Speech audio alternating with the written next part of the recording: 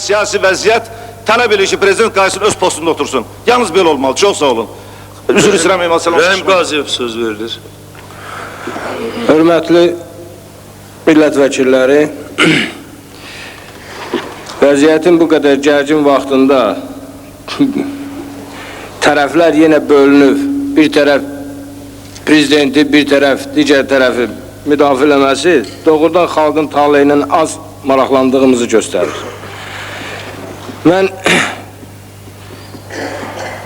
bir balaca geriyə qayıtmaq istəyirəm, yəni ayın əvvəlinə. Ayın əvvəlində Gəncədə bu hadisə baş verəndə prezidenti yıxmaq istəyən adamlar elə onun özünün ətrafında olanlar olubdur.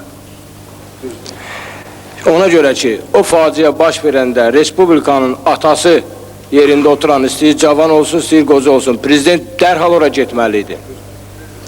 Və orada cəmaatla oturub təmiz hər şeyi aydınlaşdırılmalıydı. Bu imkanı prezidentdən alan adamlar onun ətrafında olan qətiyyətsiz, cəsarətsiz, cürətsiz, qorxaq, təcrübəsiz adamlar olubdur. Və bu gün də prezidentin belə gülünç vəziyyətinə düşməyinə səbəb bu gün onun ətrafında olub, onu təmiz bir il Respublikanı idarə etdiyi müddətdə Respublikadan tədriz edən adamlar onlar olubdur. Bu faktı, bunu heç kim heç nəyə gizlədə bilməz. Bu gün Bakı ətrafına gələn silahlı dəstələrin belə rövnəq almasına səbəb prezident aparatında oturub qeyri-qanuni cəmiyyətlərin silahlanmasına bilavasitə başçılıq edən adamlar olubdur. Bu faktlar var. Daxili İşlər Nazirliyindən də, daxili qoşunlardan da həmin cəmiyyətlərə silah paylanıb, Müdafiə Nazirliyindən də həmin cəmiyyətlərə silah paylanıb, o adamlara silah paylanıb ki, onlar heç əməlli silahı tutada bilmirlər və kimlər də onu da bilmirlər. Deməli, bu vəziyyətin gərginləşməsində iqtidar daha böyük rol oynayıb. O, bilavasitə ki, bunun qarşısını almalıydı. Və bu günləri Respublikanın bütün fəaliyyətinə, bütün baş verə biləcək hadisələrə başda prezident və ondan sonra bizlər gəlirik. Və bu məsuliyyəti hamımız boynumuza o vaxt götürəcəyik, prezident də gəlib orada oturacaq və heç kimdə yalancı mif yaranmasın ki, prezident bura gələn kimi o həbs olunacaq. Və burada da səslənir ki, istər xarici dövlətlər və istərsə də digər qurumlar hər şeyin konstitusiyon olmasını tələb edir. Əgər bu günləri prezidenti haqqında, onun bu günləri müdafiə edən qüvvələr prezidentin səlahiyyətinin qalmasını, onun xalq içində nüfuzunun artmasını istəsəydilər, onu xalqdan təcrid eləməzdilər. Və o bütün gedən prosesləri müxalifətin başında duranda, çayxanalarda və başqa yerlərdə, millətin xeyirşər yerlərində tam reallığına görəndə nəticə çıxartdığı kimi prezident kürsüsündə də oturanda da ona nail olsaydı bir faciəli hadisə baş verməzdi. Və burada 21-i müddətində olan hadisələrin gedişini deyəndə burada hamısı gedən hadisələr icra başçılarının dəyişdirilməsi və bu bilavasitə prezident aparatının işidir. Və prezident aparatından olan bir kəs cürət edib o tərəflərə getmir. Və bu məsələnin həlli üçün real addımlar atmır. Kənarda oturub ismarışla hac qəbul olunmur məsələsi var. Və kimisə günahlandırmaq yoxdur. Biri gedib bir təhlükə güya ki, qiyabı təhlükədən qorxub addım atmır. Bəlkə ora gedəndə təmiz başqa münasibət yaranacaq. Həmin adamlarla oturub danışılacaq. Və bu günləri o artan dəstələrin də heç biri rəsmi qüvvələr deyil. O ki, vuruşan qüvvələr vardı 4 il, 5 il. Onlar yenidən təzə prezident aparatı bilavasitə Müdafiə Nazirliyinə güclü nüfuz eləyəndən sonra onlar mövqeylərdən çıxarılmış 4 il, 5 il vuruşan təcrübəsi olan döyüşçülərdir. Hansı ki, torpağı müdafiələmək eşqi ilə gəlmişdilər ora. Və bundan məhrum olan adamlar hamısı dəstə-dəstə yığılıb ora ki, Sürət Hüseynovun başına və torpağın müdafiə eləməsi üçün. Və bu müddətdə də 4-ündə qan tökülüb. Və bu qanın tökülməsində də əsas səbəbkarlar indi məlumdur. Sadəcə olaraq komissiya yəqin ki, qısa müddətdə cavabını deyəcək və bunun da tam düzgün son nöqtəsinə çatması üçün prezident Bakıda olmalıdır. Və prezidentlə bir dəfə də cəhd göstərmədi ki, prezident özü Sürət Hüseynovla otursunlar. Ola bilsin, indi Heydər Əliyevi də çağırmışlar, gəldi. Bu üçlükdə oturub onlar bir məsləhətləşmə aparsınlar. Bunu təcrid elədilər. və məsələni gətirib çıxartdılar çox nətər həll olunmaz bir şəkilə. Ona görə bu günləri mən də təklif edirəm. Məclis qərar çıxarsın. Prezident Əbülfəz bəyin Bakıya bu gün qayıtması üçün. Saat 4-ə 5-ə qədər o rahat qayıda bilər Bakıya. O qayıdarsa onun təhlükəsizliyini mən elə biləm çox adam. Yəni inzibati orqanlar boynuna götür və burada da ona elə bir real təhlükə yoxdur. Heç kim prezidentə fiziki olaraq hər hansı bir cəza tədbiri fikirləşmir və bu ağla sığışan şey də deyil.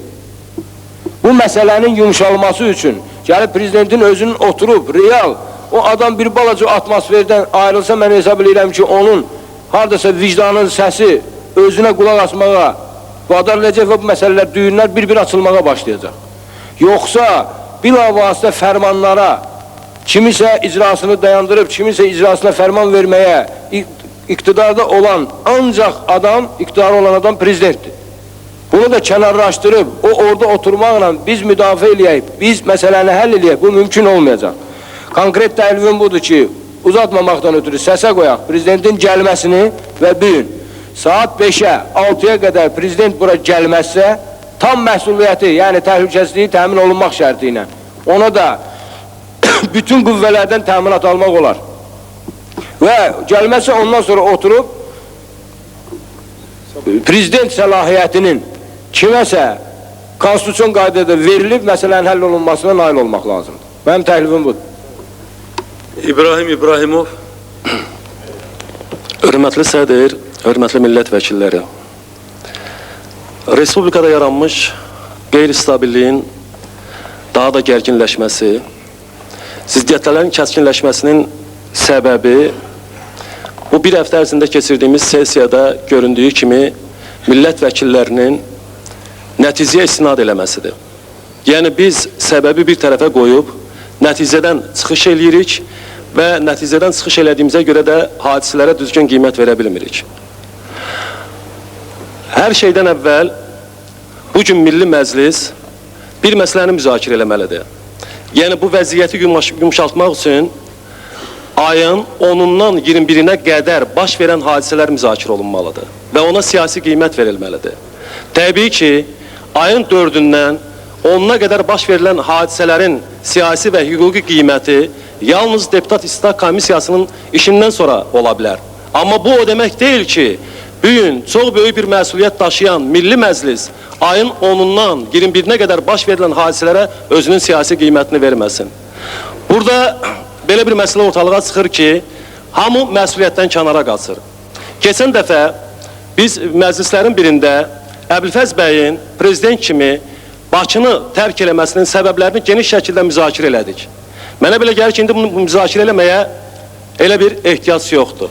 Bəyəm Respublikada bütövlükdə ölkədəki vəziyyətə nəzarət eləmək və onun bütün məsuliyyətini daşıyacaq 3 hakimiyyətin tərkib hissəsi var. Biri prezident, prezident icra orqanı, Nazirlər Soveti və Milli Məclis. Bütövlükdə isə Respublikada baş verən hadisələrin siyasi qiymət verilməsi birbaşa bu Milli Məclisin səlahiyyətinə və hüququna daxildir. Biz Milli Məclis özümüzün səlahiyyət və hüquqlarımıza daxil olan məsələləri tamamilə bir tərəfə qoyub müzakirə obyektinə prezident məsələsini keçiririk. Keçən dəfə dediyimiz kimi prezident bu məsələ ilə bağlı məsuliyyət daşıyır, özü bu məsuliyyətə cavabdehdir və vaxtı, məqamı gələndə bu məsələlərə cavab verəcəkdir. Yalnız indi biz məsuliyyətdən qaçmaqla vəziyyəti bir qədər də gərginləşdiririk. Sual olunur. Respublikanın 20 rayonu Gəncə qiyamçıları tərəfindən tutulubsa, hakimiyyət orqanları devrilibsə, icra aparatının mavinləri və başqa adamlar öldürülübsə, qan tökülübsə və bugün Surət qoşunları gəlib Bakının yaxınlığında 2 istiqamətdə dayanıbsa, prezident Bakıya necə gələ bilər? Bu təminatı kim verir? Bayaq Rövşən Əliyevin çıxışına, Rövşən Zavadovun çıxışına fikir verdiniz. Rövşən Zavadov öz fikrində görünür maraqlı tərəf kimi göstərdi ki, mən səbəbini izah edə bilərəm. Ona görə Surət qoşunları gəlib Bakının yaxınlığında dayanıb ki, əhalinin 90% Surətin tərəfindədir. Nə vaxtdan qiyamçıların tərəfində bu əhali dayanıbdır? O ki, qaldı məsələnin başqa bir tərəfinə. Milli Məclisin ixtiyarı yoxdur ki, qərar qəbul edib prezidenti oradan bura gətirsin. Konstitusiya qanununa görə belə bir ixtiyar yoxdur. Burada bizim hüquqşünaslarımız əyləşir və onlar da deyə bilərlər. İkinci, bəs Milli Məclis nə etməlidir? Mən konkret təklif verirəm. Milli Məclis bugünkü məsuliyyəti, prezidentin məsuliyyəti öz boynundadır. Vaxtı, məqamı, tarixi gələcək, o məsuliyyətinə cavab verəcək. Bugünkü Milli Məclis məsuliyyəti boynuna götürməlidir. Əgər prezidenti gətirmək istəyirsinizsə, onda Milli Məclis qərar qəbul eləməlidir. Hüquq mühafizə orqanlarına və Müdafiə Nazirliyinə göstəriş verilməlidir ki, prezidentin Bakıya gələrsə təminatı bütövlükdə gözləniləcəkdir. Və eyni zamanda Milli Məclisin buna ixtiyarı var. Qərar qəbul edilməlidir ki, Suriyyətin qoşunları Bakının ətrafından uzaqlaşdırılsın. Bugün siyasi müxalifətin də boynuna böyük məsuliyyətlər düşür. Bugün adi vətəndaşların da boynuna böyük məsuliyyətlər düşür. Ona görə də ayın 10-undan bu günə görə qədər baş verən hadisələrə həm siyasi müxalifət qiymət verməlidir, həm Milli Məclis siyasi qiymət verməlidir. Əks təqdirdə bu respublika 1 il müddətinə, 2 il müddətinə burada vəziyyət stabilləşməyəcək, burada qeyri-stabil vəziyyət yaranacaqdır və bunun da ən böyük ağır təhlükəsi bu xalqa deyəcəkdir. Çox sağ olun, təşəkkür edirəm. Məmmədov Etibar. Deməli, burada ümumi prezidentin gəlməsi ilə əlaqədar bir məsələ qoyulur, onun təhlükəsizliyi. Mən fikrimi bildirmək istəyirəm ki, prezident indi daha təhlükəli bir yerdədir. Çünki Kələki kəndi Ermənistanın sərhəddinə cəmi 3-4 kilometr aralıdır. Əgər prezidentin qorxduğu qoşunlar isə Bakıdan 50 kilometr aralıdır. Mən təklif edirəm ki, daha təhlükəsiz yeri gətirilsin prezident. Tofiq Qasımov. Hörmətli millət vəkilləri, mənə elə gəlir ki, biz burada yenə tərəf-tərəf bölünüb bir-birimiz, hər kəs öz tərəfimizi müdafiə eləməklə əsas məsələ qalıb qıraqda. Yəni, əsas məsələ bu saat yaranmış bu ağır vəziyyətdən çıxış yollarını tapmaqdır. Əsas məsələ o deyil ki, kim kimə nə vaxt qiymət vermədi, kim kimə nə vaxt qiymət verdi. Məsələ buradadır ki, şəxsən mən bugün belə hiss elədim ki, nə bizim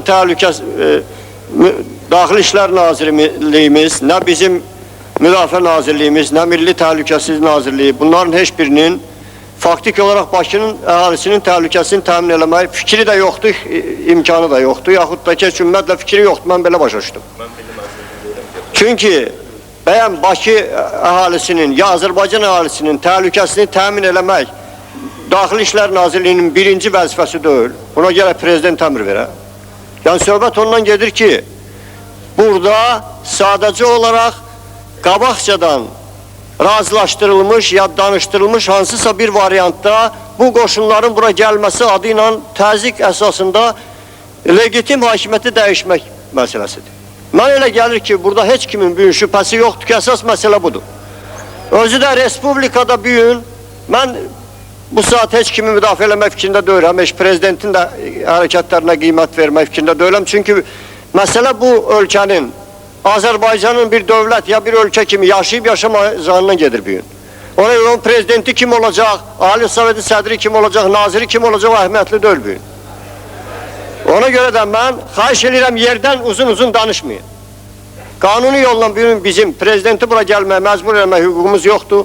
Qanuni yolla bugün bizim burada prezidentin istifasını tələb edib, yaxud ona impeachment qoymaq hüququmuz yoxdur bizim Milli Məclisin, dövlətin başçısıdır prezident. Biz ona müraciət eləyə bilərik. Mən təklif edirəm ki, bugün Milli Məclis adına ona müraciət eləyək, xahiş eləyək, gəlsin, otursun burada. Və eyni zamanda Milli Məclis adından da qanun səviyyəsində, qərar səviyyəsində tapşıraq Milli Təhlükəsizlik Nazirinə, Daxili İşlər Nazirinə və lazımdırsa Müdafiə Nazirliyinə onun təhlükəsizliyinə təminat versin, biz burada garanti verək onun təhlükəsizliyinə. Və bu gəlsin, eybi yoxdur, ondan sonra burada otursun. Amma biz bir şeyi də nəzərdə tutmalıyıq. Tutaq ki, bu gəlmək istəmədi, gəlmədi. Yəni, prezident əgər könüllü sürətdə istefa vermək istəsəydi, o buradan getməzdi. Bir halda ki, gedib, deməli, o hiss eləyib ki, təsir vasitəsilə, zorla, nə ilə bunu məcbur edəcəklər istefa verməyə. Ona görə əgər o gəlməsə nə eləməliyib? Mən elə bilirəm ki, bu variantı fikirləşmək lazım, bunu müzakirə eləmək lazımdır. Bugün Əbülfəz düzgün elədi, səhv elədi. Onları tarix özü göstərəcək, kim düzgün elədi, kim səhv elədi. Özdə mən bir şeydə qeyd eləmək istəyirəm ki, Bugün bu səlahiyyətlər tamamilə prezidentdə olduğuna görə bütün hadisələrə də cavabdeh də birbaşa prezidentdir. Ona görə siz heç fikirləşməyin ki, biz kiminsə üstünə qoymaq istəyirik bu məsələni. Elə şey yoxdur. Qanuna görə bu səlahiyyətlər prezidentindir və cavabdehlik də prezidentindir. Millətin qabağında cavabı prezident verməlidir. Ona görə də mən təklif edirəm, bilavasitə təklifim ondan ibarətdir ki, birinci növbədə biz müraciət qəbul eləyək Əbülfaz bəyə bura gəlməsi barədə. İkinci, təklif eləyirəm ki, biz burada əgər ondan cavab gəlməsə, onda məsələ müzakirə eləyək, konkret işlərin icrasını kimə səlahiyyətin verəcək, o məsələni müzakirə eləyək. Ya da ki, indi bilmirəm, ondan sonra baxarıq, heç düzəlməsə onda da variantını bilərik. Aslan Abbasov. Hörmətli millət vəkilləri, mən birincisi xahiş edirəm ki, Heydər Əliyevdən burada çıxış edən adamların, əgər onların sözləri doğrudan da xalqın heysiyyatına toxunursa da onu dayandırsın. Mənim bölümdə oturan həmkarım Gəncəni qiyamçı adlandırır. Özdə bütün hamını, Gəncə əhalisi qiyamçı adlandırır. Gəncə əhalisi qiyamçı ola bilərmi? Gəncə əhalisi Azərbaycanın başqa bölgələrində olan ən qeyrətli Azərbaycan xalqının övladlarıdır. Kimsə də konkret günah eləyibsə də, onu cəzalandırmaq lazımdır, onu otuzdurmaq lazımdır yerinə, istəyir qiyamçı olsun, istəyir dövlət rəhbəri olsun, istəyir kim olur olsun. Xahiş edirəm belə məsələlərə, çıxışlara imkan verməyin danışma. Ona görə ki, bu əhali, Azərbaycan əhalisi bizim bu Milli Məclisə baxır, Milli Məclisə baxırlar, hamı bunu dinləyir, söhbətsiz ki, bizi Gəncədə dəyişdirlər, ona görə xalqın adından danışmağa heç kimə səlahiyyət verilməkdir, o cümlədən də deputat İbrahim İbrahimova. Burada prezident ətrafında söhbətlər gedir. Söhbət Əbülfaz Əliyevin, Əbülfaz Elçibəyin prezident səlahiyyətinə heç kimi toxunmağından getmir. Doğrudan da bu günləri bu çətin vəziyyətdə, çox çətin vəziyyətdə, belə bir vəziyyət hədsiz çətindir və onu təsəvvür eləmək də o dərəcədə deyil. Çətin vəziyyətdə əgər Əbülfaz Elçibəy öz dövlətçini, öz respublikasını idarə eləməyi kiməsə də tapşırırsa da və yaxud da tapşırmayıb gedirsə də, buna əlbəttə qiymət vermək lazımdır. Amma çox xahiş edirəm ki, dava ilə, şava ilə yox, elə-belə sakit, təmkinlə, müzakirə eləməklə məsələni burada müzakirə eləyək. Amma mən belə hesab edirəm ki, bu günləri Əbülfaz Elçibəyin bura gəlib gəlməməyindən, Əbülfaz Elçibəyin məsələsinin həll olunmağından daha çox Azərbaycan torpağına olan təcavüzdən söhbət gedir. Bu günləri burada Müdafiə Naziri də, Daxili İşlər Naziri etiraf elədilər ki, Azərbaycan torpağının qorunması yalnız Azərbaycanda olan bütün qüvvələrin birliyində və onun bir istiqamət hərəkət eləməyində asıldır. Ona görə hamınızı bax bu məsələnin ətrafında fikir yürütməyə çağırıram. Sağ olun. Bilirsiniz, mən bu günləri məclisin icrasını açarkən qeyd etdim ki, biz vəziyyət haqqında geniş müzakirə aparmaq üçün bu məsələni bugün gündəliyə salmamışıq. İş burasındadır. Deputat İbrahim İbrahimov burada qeyd etdi ki, Milli Məclisin üzvü, qeyd etdi ki, hakimiyyətin 3 demək cinahı var. Prezident, Milli Məclis, Nazirlər Kabineti tamamilə doğrudur. Ancaq hər şey də hamı üçün aydındır ki, Ali Hakimiyyət orqanının başçısı prezidentdir, Ali Başkomandan prezidentdir. Yalnız və yalnız prezident konstitusiya qarşısında, bizim Quran-ı Kərim qarşısında Azərbaycanın bütövlüyünü, vətəndaşların mühafizəsini və millətimizin şanını, şərəfini qorumaq haqqında and içib söz veribdir. Şübhəsiz ki, indi prezident naməlum səbəblərdən Bakını tərk edib, uzaq bir yerdə, Kələki kəndində olduğu vaxtda mənlə də telefon əlaqəsi var, Əli Kərimovla da telefon əlaqəsi var, nazirlərlə də danışıbdır. Bu bütün işləri nə təhlil edə bilər, nə alınan informasiyalara qiymət verə bilər, nə də ki, lazımı qərarlar qəbul etmək imkanı onda var. Əgər olsa da qərar qəbul etsə, yəqin ki, bu tək başına qərar qəbul etməməlidir, bu məsləhətləşməlidir. Burada kimsə qeyd etdi ki, bizim müdafiə şuramız var və bu müdafiə şurası ilə də məsləhətləşməlidir. Bunlar hamısı indi pozulubdur. Ona görə də biz dünənləri mən sizə bildirdim ki, toplaşdıq və məsləhətləşdik ki, nə edək?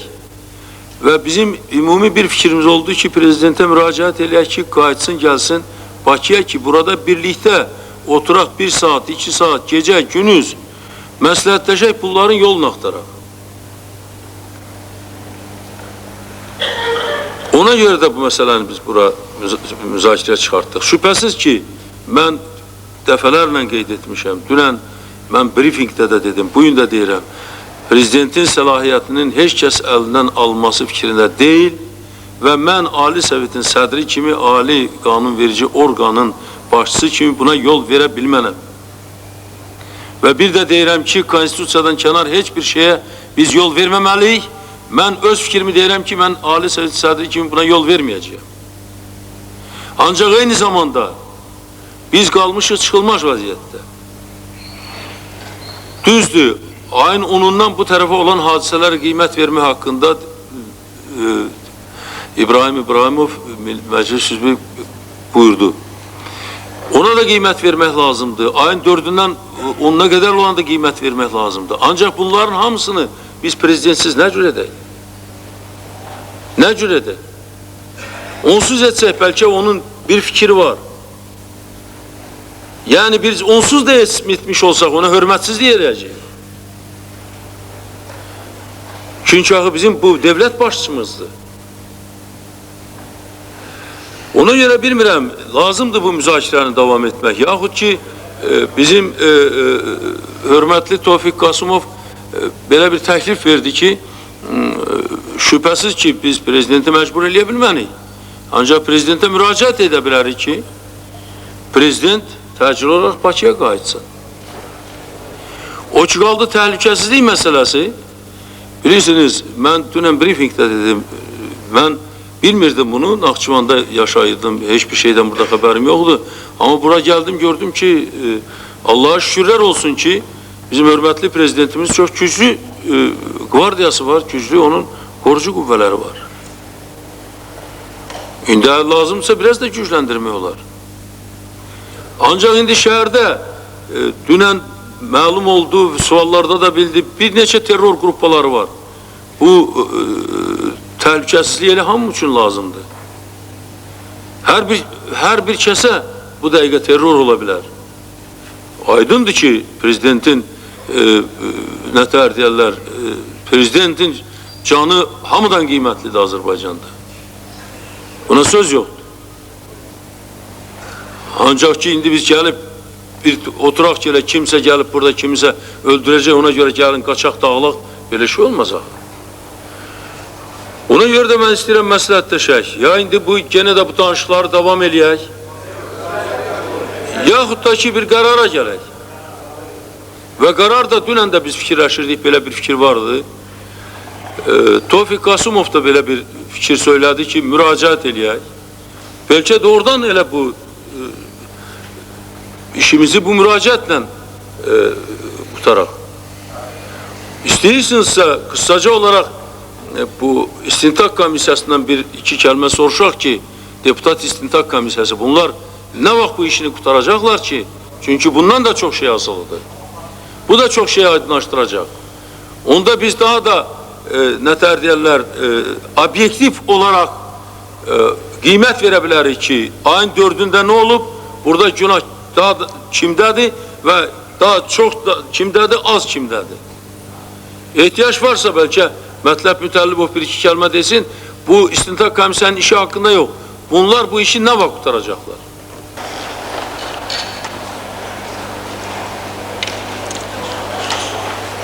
Hörmətli sədrlər, hörmətli Milli Məclis üzvləri, hörmətli deputatlar. İyun ayının 9-da Milli Məclisdə Gəncə şəhərində baş vermiş hadisələri təhqiq edən Deputat İstintaq Komissiyası yaranan növbəti günü ayın 10-da komissiya yığılıb, özünün iş planını tərtib elədi, vəzifə bölgüsü aparıldı. Özü də məsləhət oldu ki, İstintaq Komissiyasının nəzdində istintaq qrupu yaransın.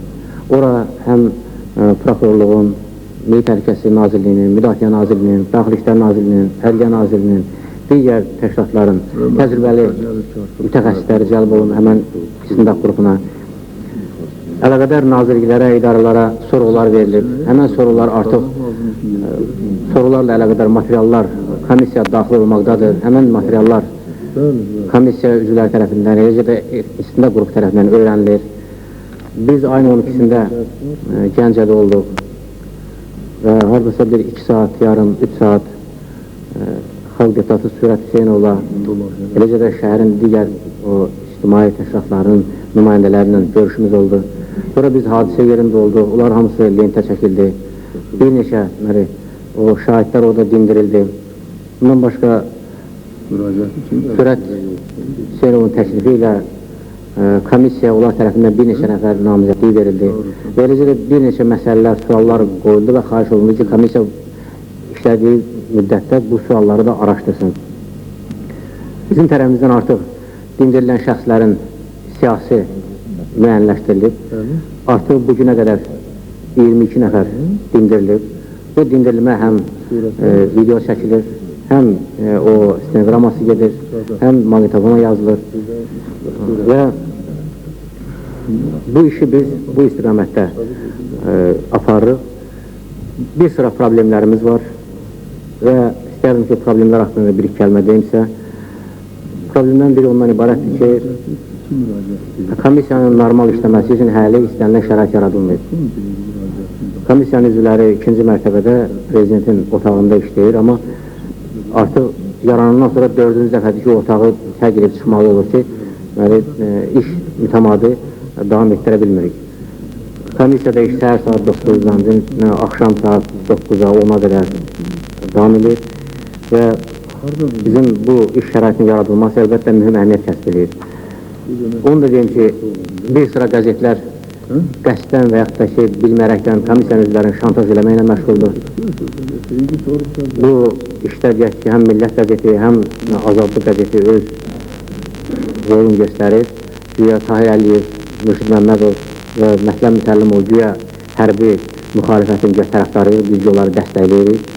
Hətta bundan Azadlıq qəzeti biraz da uzağa gedir ki, Mətləb Müsəllimov bu qarşılığından istifadə edib, başqalarının birinci müavini kimi gedib oturub orada işləməyə cəhd edir. Və bu cür şantajlar, bu cür belə, bunu heç nəyə sığmayan, belə yersiz, mənasız, belə məlumatların mətbuatda getməsi istər-istəməz komissiyanın işinə təsir göstərir və onun gələcəyi nəticə istər-istəməz obyektivliyinə cəmaatda müəyyən bir şübhə yarada bilir. Dünən biz televiziyada eşitdik və bir gün də o söhbət oldu. Bəs sizə deyirlər ki, güya komissiya bir həftə vaxt verilir, bir həftə komissiya işin baş çatdırmalı. İstintaqın öz qanunları var, o təbii qanunlardır. İstintaqı biraz sürətləndirmək olar, amma istintaqı göstərişlə baş çatdırmaq olmaz. Əgər həm Milli Məclis, həm xalq istəyirsə ki, bu komissiyanın işi obyektiv olsun, onda demək olmaz ki, mən sizə 3 gün vaxt verir, 5 gün vaxt verir. Komissiyanın bir sədri kimi deyirəm ki, komissiyanın üzvlərlə bir də söhbətimiz olub. Bizi heç bir ultimatumla hədələmək lazımdır. Biz komissiyanın üzvləri üçün heç bir tərəfi yoxdur. Biz üçün ancaq bir məsələ var ki, bir vəzifəmiz var ki, 4 iyunda baş verən hadisələrin, Gəncədə baş verən hadisələrin səbəbləri və onların səhvkarlarının aşkar olunması. Bu ancaq o halda mümkün olacaq ki, bütün tərəflər dindirilsin. Və bu nöqteyi nəzərdən mən belə hesab edirəm ki, Milli Məclisdə yol verməz ki, komissiyanın işinə təsirlər olsun, təzyiqlər olsun, ultimatumlar verilsin. Əgər belə olarsa komissiyanın məsləhətimiz olub, Ali Səhvinin rəhbəri yəqin ki, bunu təmin eləməlidir komissiyanın normal işin. Əks halda yəqin ki, komissiya öz işini dayandırmaq məcburlar. Və biz ancaq bu hadisələri təhqiq eləməklə, hələ burada məsələ müzakirə olanda komissiya yarananda mən demişdim ki, bu ayın axırına, yəni ayın 20-sinə bir nəticə gəlmək olmaz. Çünki burada söhbət sıravi əskərdən prezidentə qədər söhbət gedir. Bunlar hamısı bu dairədə dindirmələr gedir və ona görə də dindirmələrdən asılı olaraq bu iş gedir və sözsüz ki, biz özümüz də vəziyyəti başa düşürük və istəyirik ki, komissiya imkan daxilində işin biraz da səmərəli təşkil etsin, biraz da işimiz operativ olsun, ola bilsin, əlavə yenə də biz müstəmsizlər işə cəlb edəcək. Amma yenə deyirəm, mənim xahişim ondan ibarət ki, əgər istəyirsə ki, komissiyanın işinin effekti olsun, nəticəsi olsun, obyektiv qərarla burada söz desin, komissiya əlavə təsirlər, əlavə təzyiqlər lazım deyil. Və biz haradasa bu artıq 10 gündür komissiya yaranıb, bunun müəyyən hissəsi təşkilatlı işlərə gedib, sorğulara gedib, yerlərə getmək olub. Ona görə də əsas məhsuldar iş bundan sonra başlayır və mən inanıram ki, Milli Məclis, eləcə də Milli Məclis rəhbərliyi razı olmaz ki, kiminsə ancaq elə xahişi ilə biz durub deyək ki, hə, kim deyildi günah, kimdə deyildi. Bunu ancaq obyektiv istintaqın nəticəsi deyə bilər. Biz komissiyanın üzvləri çalışırıq imkan daxilində bu Gəncə hadisələrlə əlaqədar müzakirələrdə o qədər də müdaxilə eləməyək, o da iştirak eləməyək. Amma hər halda biz komissiyanın üzvü olmaqdan öncə ondan qabaq biz xalq hesabıyıq. Və bu məsələlərə biz heç də biganə qala bilmirik. Şəxsən mənim özüm burada bu cür məsələlərin həllinin, ağsaqqallar tərəfindən həllini gözləməkdə bir sıra səbəbləri var ki, ondan da biri ondan ibarət ki, burada bəzi deputatlar qisasçılıq mövqeyi ilə gəlib burada çıxış edir. O bulanmış suda nəsə balıq tutmaq istəyir. Və buna görə də durub burada hər vəziyyə çalışırlar ki, vəssalam, ancaq bu, hamı deyir sülh yolunda olmalıdır. Amma hamı sülh yolunun bir dənə prezidentin ərzəni qoymasını da görür. Mənim bir millət vəkili kimi təklirim belədir. Heydər müəllim, nə Ayaz Mütəllibovun dövründə, nə deyinləri prezident Əbdülfəz Elçibəli onun dövründə, rəhbərliyə mənim heç vaxt xahişim, şəxsi xahişim olmayıb. Və əgər siz bundan sonra da Ali Sovetinin rəhbəri olacaqsa, sizə də şəxsi heç bir xahişim heç vaxt olmayacaq. Amma sizdən bu günlər mənim bir dənə xahişim var. O xahiş ondan ibarət ki, bu günləri siz onsuz da istəsiz də istəməsiniz də bu tarix sizin içinizdədir. Nə üçün biz ermənilərlə danışığa gedirik, amma bir-birimizdən iki qardaş, bir xalqın iki övladı oturub bizdə danışmırıq. Axı biz Surət Hüseynovla 2 saat, 3 saat söhbət elədik və biz tam əminik ki, ömründə heç o belə adam razı olmaz ki, bu Azərbaycan qanun içərisində boğulsun. Ona görə də mənim təklifim budur və xahişim budur ki, prezidenti siz çağırtdırıblar, 3 gündə burada oturda bilərsiniz. Bu məsələni həll edəcək. Mənim təklifim ondan ibarət ki, Heydər müəllim, mən xahiş edirəm sizdən. Bir vasitəsi kimi siz Surət Hüseynovla Əbülfəz Elçibəyin görüşünü təşkil edin, 300 oturun, məsləhətləşin bir yerdə və nə qərarından bura çıxırsa biz həmən qərarın tərəfdarı olacaq. Mənim sözüm bu qədər, sağ olun. Sual varsa cavab verməyə hazıram. Demək, Mətləb bəy, bu komissiya işini qısa müddətdə qutarmayacaq. Heydər müəllim, deməli, bu ayın axırına qədər komissiya vaxt verilib, hələ ayın 30-una qədər komissiya vaxt verilib. Biz bütün qüvvələrimizdən çalışacaq ki, bu işi müəyyən mərhələlərlə baş çatdıraq. Amma sizə deyim ki, komissiyanın üzvlərində fikrim deyim ki, bu yaxın 5 gündə, 10 gündə bu məsələni konkret biz buradan elan edə bilmədik ki, kimlər günahkardır. Amma ola bilsin ki, əlavə bir, deyək ki, bu Milli Məclisin qərarından sonra lazım gəlsə bir 5 gün, 10 gün vaxt lazım gəlsə biz komissiya sizə deyəcək və o vaxtı sizə biz artıq dəqiq həmən adamların adı ilə, familiyası ilə və hansı cinayət törətməsi ilə əlaqədar hamısını dəqiq burada deyə biləcək. Ona görə mənim xahişim odur ki, biz özümüz başa düşürük vəziyyəti, amma komissiya nə qədər məhsuldar işləsə də imkan daxilində komissiya şərait yaradılsın və o biz hazır olanda özümüz sizə deyəcək. Sizlə mən daha geniş məsələlərlə əlaqədar danışa biləcəm, nəinki indi buradan. Aydın, ancaq bir şey məlumdur ki, sizin komissiya istintaq aparmır və şübhəsiz ki, kimisə nəyə görə cinayətə cəlb etmək üçün yox. Buna siyasi qiymət vermək üçün əsasən. Eləməyəm, düz deyirsiniz, amma bu komissiya deputat istintaq komissiyası adlanır və biz artıq bəzən lazım gəlsə bir nəfəri bir səfər dindirməyə lazım gəlir ki, onu biz dəqiqləşdirək ki, bu məsələlərdə kimin nə dərəcədə iştirakı olub. Və bu nöqteyi nəzərdən o dindirmələr aparılmadan, o məsələlər dəqiqləşmədən, bəzi sənədlər əldə eləmədən biz burada onların taleyini həll edə bilmərik. Düzdür. Demək, bu ayın başına qədər mən başa düşürəm. Milli Məclisin qərarı var, bu ayın başına qədər vaxt verilir Milli Məclisin qərarı. İndi bu ayın axırına biz sizinlə məsləhətləşəcək bəzi məsələləri. Yaxşı. Mənə belə gəlir ki, bu məsələni biz müzakirə eləmirik. Ona görə suallara ehtiyac yox.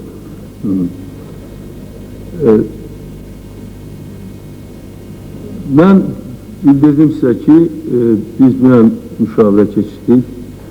Müşavirədə Ali Sovetin rəhbərliyi, Prezident aparatının rəhbərliyi, Nazirlər Kabinetinin rəhbərliyi və bir neçə mühüm nazirlər iştirak etdilər. Və bizim o vaxt dünən belə bir şey oldu ki, Prezident Əbülfəz Elçibəyə müraciət edək və bir də keçən məclisin icrasında da təklif olunmuşdu ki, məclis adından Surət Hüseynova müraciət edək və dünən də bu məsələ qaldırıldı. Ona görə bu müraciətlərin içində layihəsi hazırlanıbdır. Əgər etiraz etmirsinizsə, bu layihələri biz dinləyək. Əgər onlara sizin etirazınız olmasa, bu müraciətləri qəbul edək və bununla da biz bugünkü icrası qutaraq. Etiraz yoxdur ki. Onda birinci qərar, bu məclisin qərarı bu müzakirə ilə əlaqədar olaraq Fəxrəddin Cəlilov buyursun. Hörmətli millət vəkilləri, qeyd olunduğu kimi Yunan Ali Sovetin sədrinin yanında Ali Sovetin, Azərbaycan Prezidentinin aparatının, Nazirlər Kabinetinin, Müdafiə Nazirliyinin, Milli Təhlükəsizlik Nazirliyinin, Daxili İşlər Nazirliyinin və bir sıra mühüm nazirliklərin, kütləvi informasiya vasitələrinin iştirakı ilə müşavirə keçirilmişdir. Müşavirənin yekunu haqqında Heydər Əliyev sizə məlumat verdi və həmin müşavirənin yekunu ilə əlaqədar olaraq Ali Sovetin birinci müavini Tamerlan Karayevə, Milli Məclisin üzvü Sabir Rüstəmxanoya, mənə və Ali Sovetin katibliyinə tapşırılmışdı ki, müşavirədə ortaya çıxan qərarla əlaqədar olaraq, yəni fikirlə əlaqədar olaraq layihə hazırlansın və Milli Məclisə təqdim edilsin. İcazə verin, o fikirləri sizə çatdırım, qərar layihəsini. Azərbaycan Respublikası Konstitusiyasına, əsas qanununa görə Azərbaycan Respublikasının Prezidenti Ali İcra Hakimiyyəti həyata keçirir. Nazirlər Kabinetinə rəhbərlik edir. Azərbaycan Respublikası Silahlı Qüvvələrinin Ali Başkomandanıdır. Eyni zamanda Azərbaycan Respublikasının Prezidenti vətəndaşların hüquq və azadlıqlarını konstitusiya və qanunların əməl olunmasının təminatı kimi çıxış edir. Azərbaycan Respublikasının suverenliyinin qorunmasına, müdafiəsinə, dövlət təhlükəsizliyinin və ərazi bütövlüyünün təmin edilməsinə dair tədbirlər görür, dövlət idarə etmə orqanlarına rəhbərlik edir. Lakin Azərbaycan Respublikasının Prezidenti Əbülfəz Elçibəyin 1993-cü il iyun ayının 17-sindən 18-nə keçən gecə təcili olaraq Bakı şəhərindən öz iş yerindən Naxçıvan Muxtar Respublikasına Kələki kəndinə getməsi, konstitusiya və qanunlarda nəzərdə tutulmuş bir çox məsələlərin əməli həll edilməsinə maneçilik törədir. O gündən Kələki kəndində yaşayaraq Əbülfəz Elçibəy Azərbaycanın prezidenti kimi Respublikanın dövlət orqanları ilə əlaqəni itirib və prezident fəaliyyətini həyata keçirə bilir. Belə bir şəraitdə Azərbaycan Respublikasında əmələ gəlmiş mürəkkəb, ağır və gərgin ictimai, siyasi və hərbi məsələlərin həll olunması həddindən artıq çətinləşmişdir. Milli Məclis hesab edir ki, Respublikanın bu dərin və dözülməz böhrandan çıxarılması üçün Azərbaycan Respublikasının Prezidenti Əbülfəz Elçibəy Respublikanın paytaxtı Bakı şəhərinə öz iş yerində olmalıdır və dövlət başçısı kimi öz konstitusiya səlahiyyətlərini icra edib, tam şəkildə həyata keçirməlidir. Bununla əlaqədar və 4 iyun 1993-cü il Gəncə hadisələrindən sonra Azərbaycan Respublikasında yaranmış ictimai, siyasi və hərbi böhrandan çıxış yolları axtarmaq, habelə Qarabağın Ağdam, Ağdərə, Füzuli bölgələrində erməni hərbi qüvvələrinin şiddətli hücumlarının qarşısını almaq məqsədi ilə Azərbaycan Respublikasının Milli Məclisi qərar alır. Azərbaycan Respublikasının Prezidenti Əbülfəz Elçibəyə Bakı şəhərinə, öz iş yerinə təcili olaraq qayıtması barədə müraciət edilsin. Mən belə hesablayıram ki, ümumiyyətlə müraciət qərar əsasən yaxşıdır.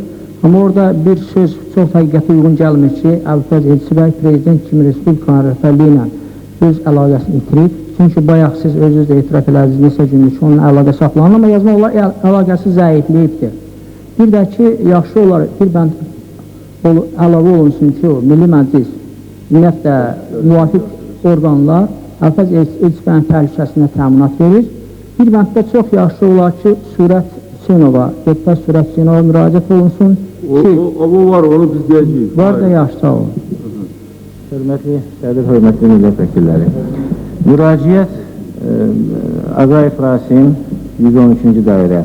Mən bu balaca Arif Rəhimzadənin kartuşkasına istifadə edirəm, çünki deyildi ki, bizi diskriminasiya salıblar.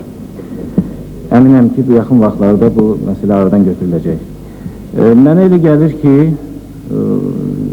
bu müraciət yaxşıdır, ancaq belə bir vəziyyət yarana bilər. Bu müraciətdən sonra ola bilər ki, prezident heç bir öz münasibətini göstərməsin, yəni Bakıya qayıtmasın. Onda nətər olacaq vəziyyət?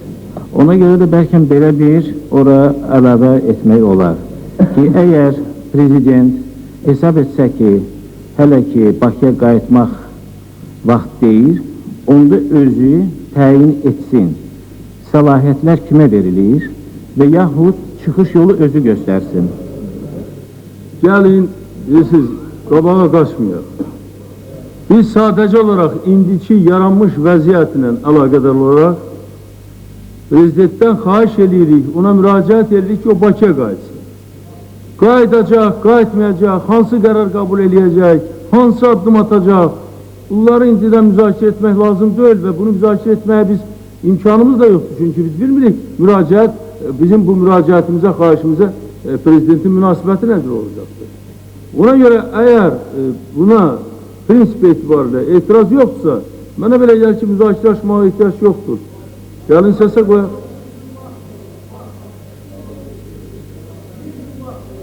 Bilirsiniz, müraciət edirik, indi bax bir gün, 2 gün, hər halda prezidentdir. Biz ona bir gün vaxt verməyimiz, bu da axı biraz hörmətsizlikdir. Biz prezidentə müraciət edirik. Milli Məclis prezidentə müraciət edir. Mənə belə gəlir ki, bunun özü elə bir hörmətli bir sənətdir və burada indi bir gün vaxt qoyuruq ki, bir gün gəlməsən, yaxşı bir gün vaxt qoyduq sonra, deyək ki, bir gün gəlməsən, nə eləyəcəkdir? Sadəcə olaraq prezident ali bir adamdır o, yəqin ki, müraciətə müəyyən fikir bildirəcəkdir. İsa bəy, buyurun. Hörmətli sədr, hörmətli millət vəkilləri, əvvəla mən çox şadam ki, Ali Səhətin rəhbərliyi dəyişəndən sonra Milli Məclisdən heç kim Ali Səhət sədrindən tələb eləmir ki, Milli Məclisdə müzakirə olunan sənədlərin layihələri çoxaldılıb, paylanılsın və millət vəkilləri onlarla diqqətlə tanış ola bilsin.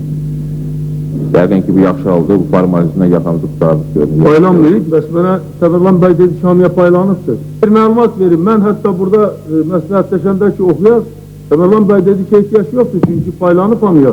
Ancaq mən dedim, əgər paylansa da, burada başqa deputatlar da var, qoy oxunsun. Mən başa düşürəm Eydər bəy və doğrudan da bu gərgin anda formalizmin tərəfdarı deyiləm. Və bütövlükdə də müraciət düzgündür, edilməlidir və mən də prezidentin Bakıya qayıtmasının tərəfdarıyam. Ancaq bir neçə nüanslar var orada. Əvvəla Ədalət bəy bayaq dedi, orada o əlaqə məsələsi dəqiq ifadə olunmalıdır. O şəkildə qoymaq məsələni düzgün deyil. İkincisi, prezidentin Bakının tərk edib Naxçıvana getməsinin səbəbləri bu sənəddə heç bir göstərilmir. Və yenə də sırayınkı müzakirədən sonra yenə də Milli Məclisdə səslənəndə ki, prezident naməlum səbəblərdən Bakını tərk edib, bu da mənə həqiqətə uyğun deyil. Ona görə prezidentin Bakını tərk edib Naxçıvana getməsinin səbəbləri heç olmasa prezident mətbuat xidmətinin yaydığı rəsmi məlumata əsasən bu sənəddə mütləq qeyd edilməlidir, mənə gəlir ki. Və daha sonra əgər biz bu ümumi rəyə gəliriksə, bu bir çox millət vəkillərinin o cümlədən Ali Sədr rəhbərliyinin dilindən səsləndi. Sənədin qərar hissəsində müvafiq nazirliklərə həvalə edilməlidir ki, prezidentin Bakını tərk etməyə məcbur edən səbəbləri aradan qaldırmaq üçün, yəni prezidentin təhlükəsizliyini və Bakıda vətəndaş müharibəsinin qarşısını almaq üçün müvafiq tədbirlər görülməlidir və bu qərar kimi, Milli Məclisin qərarı kimi müvafiq nazirliklərə həvalə edilməlidir. Bu sadəcə yenə də formalizm deyil, bu prezidentin doğrudan da Bakıya qayıtmasını və bilavasitə bu işlərdə iştirak eləməsini, bu işlərə rəhbərlik eləməsini təmin edilmək üçün çox mühüm yəqin şərtdir. Və biz əgər doğrudan da səmimi surətdə prezidentin qayıtmasını istəyiriksə, mənə gəlir ki, bu qərarda öz əksini tapmalıdır. Prezidentin əlaqəsi məsələsi o dəqiqləşdirməlidir. Yəqin ki, bunu indi redaksiyadan da dəyişdirmək lazımdır. Ancaq o ki, qaldı ki, Milli Məclis təminat verir ki, Əbülfəz bəyin təhlükəsizliyinə, Əbülfəz bəy prezident kimi ümumiyyətcə onun təhlükəsizliyinə bütün nəfər konstitusiya təminat verir. İndi Milli Məclisin əlində nə var ki, desin ki, mən təminat verirəm. Əbülfəz bəyin özünün necə bir prezident kimi böyük bir, onu qoruyan bir vardiya var. Və o da şəxsən onun tabeliyindədir. Şübhəsiz ki, Daxili İşlər Nazirliyi, Milli Təhlükəsizlik Nazirliyi, sonra onlar da bu işlə məşğuldur. Ancaq indi biz burada bu Milli Məclisin qərarında bunu yazaq. Mən belə başa düşürəm ki, bunu ehtiyac da yoxdur. Bu təbii bir haldır ki, prezident qorunmalıdır və o qorunur konstitusiyaya görə. Məsələni məsələyə qarışdırmayaq. Qərar elan olundu. Mən səsə qoyuram. Kim bu qərarın əlavələrlə dəqiqləşdirilməsi redaksiyasına bir yerdə baxa bilərik. Tərəfdarıdsa, xahiş edirəm, münasibətini bildirsin. 36 səs lehinə, əleyhinə yoxdur. Bir tərəf 2 nəfər səs verməyib, 1 nəfər. İştirak edir 39 nəfər. Qərar qəbul olundu. Ancaq mən məcburam bir məlumatı sizə çatdırım. İndi bu dəqiqə mənə verdilər. Sərhəd qoşunları komandanı Allahverdiyev xəbər verir. Lənkəran sərhəd dəstəsinin rəisindən alınan məlumata görə Əli Əkrəm Hümbətov Lənkəranda işlən güclü orqanların rəhbərlərini polis, briqada, sərhəd dəstəsi, dövlət təhlükəsizliyi və s. yanına çağırıb deyib ki, onlar onun tələblərini bu tərəflərinə keçsinlər, əks təqdirdə 40 dəqiqədən sonra xalqa müraciət edəcək və Talış Muğan Respublikası yaradılmasını elan edəcəkdir. Məlumat verən deyib ki, mən bu işə gedə bilmərəm, mən dövlət sərhədinin qoşun tapşırılıbdır. Qaldı 3 birinci şəxs, indi də Hümbətovun yanındadır. Bilirsiniz, bax, dövlət hakimiyyət böhranı prezidentin burada olmaması və bizim bütün sahələrdə vəziyyətimizin belə olması, bax, bizi bu günə salıbdır. İndi görək nə tədbirlər görəcəyik. Sabir bəy. Əsas məsələ budur ki, hərə bir addım geri çəkilməlidir. Mümkün deyil. Yəni, bu məsələlər nə qədər qızışdırılsa, pat vəziyyətidir, hökmən qarşılıqlı güzəşt olmalıdır. Ona görə biz prezidenti belə qərara gəldik, keçən dəfə də təklif olunmuşdu. Prezidentə müraciətlə yanaşı, həm də Sürət Hüseynova müraciət qəbul olunsun Milli Məclisin adından. Yəni, bu ilk variantdır, nə təklifləriniz olsa yəqin nəzərə alınır. Azərbaycan Respublikası Milli Məclisinin Gəncə hadisələri və ondan sonra Respublikada yaranmış vəziyyətlə əlaqədar Sürət Hüseynova müraciəti. Hörmətli Sürət bəy, sizə məlum olan Gəncə hadisələri Respublikada siyasi qarşıdurmanı son dərəcə gərginləşdirmiş, ciddi hakimiyyət böhranı yaratmışdır. Nəticədə bir sıra bölgələrdə hakimiyyətçilik yaranmış, bəzi hallarda dövlətin mənafeyinə xidmət etməyən qüvvələr fəallaşmış, iqtisadiyyat daha da çətin vəziyyətə düşmüş, əhali arasında çaşqınlıq yaranmış, Gəncədə tökülmüş qardaş qanının bütün Azərbaycanı bürünmək təhlükəsi artmışdır. Bu qarşılıqdan istifadə edən erməni silahlı qüvvələri bir neçə gündür ki, Ağdam, Füzuli, Ağdərə bölgələrində hücumların miqyasını genişləndirmişdir, kəndlərimiz yandırılır, torpaqlarımız viran qoyulur. Azərbaycan torpaqlarının parçalanması daha çox ərazilərimizin düşmən əlinə keçməsi, dövlətçiliyimizin tamamilə itirilməsi real bir faciə kimi başımızın üstünə almışdır. Biz Gəncə hadisələri ilə bağlı sizin keçirdiyiniz sarsıntını və bununla bağlı tələblərinizi yaxşı başa düşürük. Həmin tələblərin bir hissəsinə artıq əməl edilmişdir. Gəncə faciəsinin səbəblərini və günahkarlarını araşdırmaq üçün deputat istintaq komissiyası yaradılmışdır və komissiyanın bu faciəyə yaxın vaxtlarda obyektiv qiymət verəcəyinə heç bir şübhə yoxdur. Lakin bugün söhbət daha ciddi bir faciədən, torpaqlarımızın işğalından və Azərbaycanın taleyindən gedir. Biz öz aramızdakı mübahisələri həll etməyə sabah da imkan taparıq. Ancaq bugün Qarabağda qırılan günahsız körpələri, cavanları və ağsaqqalları sabah yenidən həyata qaytara bilmərik. Buna görə də Milli Məclis sizə müraciət edir. Sizin cəbhələrdə qazandığınız təcrübəni yüksək qiymətləndirir və öz vətəndaşlıq borcunuzu dərindən dərk edəcəyinizə inanır. Biz bütün qüvvələrimizi vətənin müdafiəsinə yönəltməliyik. Bir daha bildiririk ki, sizin və bizim ümumi taleyimiz bugün Qarabağda həll olunur.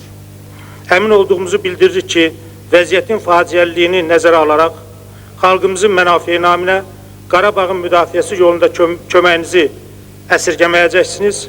Tarix qarşısında hamımızın cavabdehlik daşıdığı bu günlərdə müdriklik göstərərək öz hərbi istedadınızı döyüş cəbhələrində bir daha sübut edəcəksiniz.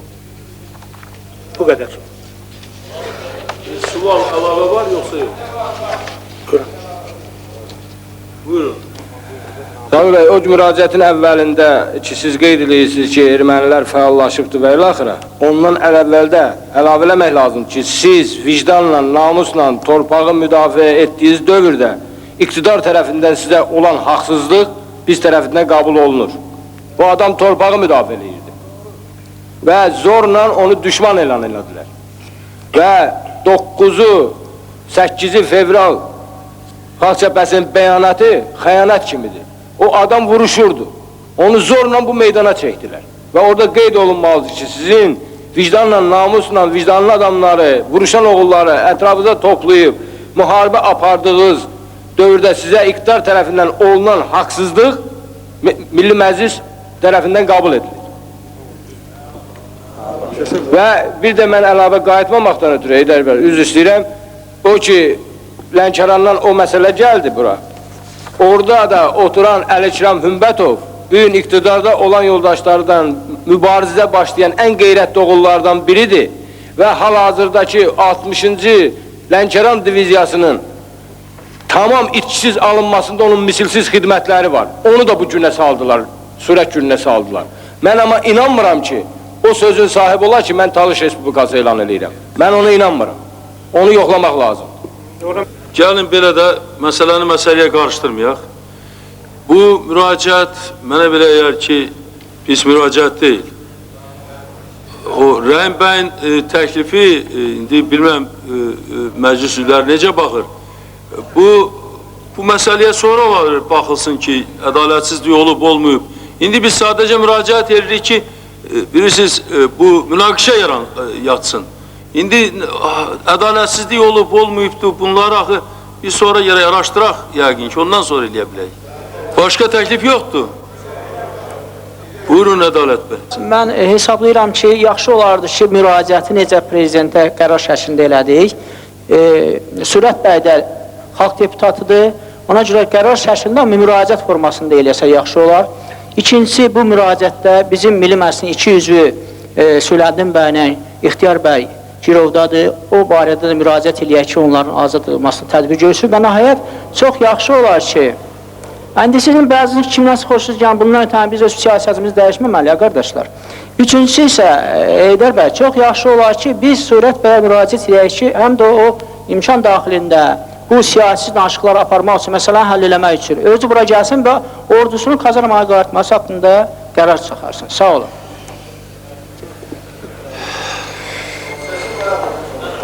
Bilirsiniz, onda gəlin belə eləyək. Bunu əsasən səsə qoyaq, ondan sonra əlavələr haqqında danışaq. Kim bu müraciətin əsasən qəbul olunmasının tərəfdarıdır, xahiş edirəm münasibətini bildirsin. Lehinə 37, əleyhinə yoxdur, bir tərəf, demək qəbul olunur.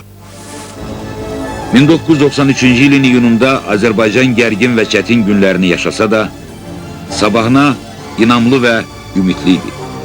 Çünki o artıq ümidsizliyin hasarını yarıb keçmiş və qurtuluş yoluna çıxmışdı. Bu qurtuluş isə Heydər Əliyev zəkası, Heydər Əliyev dühası ilə qüdrətli idi.